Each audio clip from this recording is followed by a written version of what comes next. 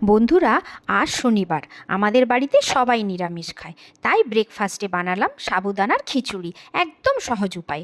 প্রথমে সাবুদানাকে 1 ঘন্টা আগে ভিজিয়ে রেখেছি। এরপর কড়াইতে অল্প পরিমাণ ঘি এবং সাদা তেল দিয়ে তাতে গোটা জিরে, কুচনো কাঁচা লঙ্কা, আদা বাটা দিয়ে ভালো করে ভেজে নিলাম এবং ফ্লেভারের জন্যে কারি পাতা দিলাম।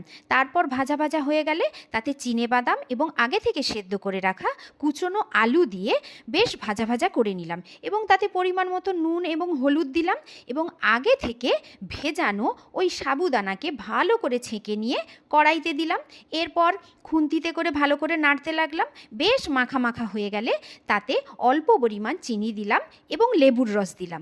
ব্যাস, আমাদের রেডি সাবুদানার খিচুড়ি। বন্ধুরা, আজ শনিবার, আমাদের বাড়িতে সবাই নিরামিষ খায়। তাই ব্রেকফাস্টে বানালাম সাবুদানার খিচুড়ি। একদম সহজ উপায়। প্রথমে সাবুদানাকে 1 ঘন্টা আগে ভিজিয়ে রেখেছি। এরপর কড়াইতে অল্প পরিমাণ ঘি এবং সাদা তেল দিয়ে তাতে গোটা জিরে, কুচনো কাঁচা লঙ্কা, আদা বাটা দিয়ে ভালো করে ভেজে নিলাম এবং ফ্লেভারের জন্যে কারি পাতা দিলাম।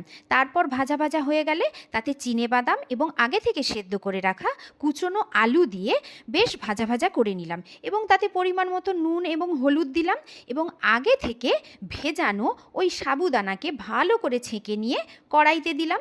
এরপর খুন্তিতে করে ভালো করে নাড়তে লাগলাম।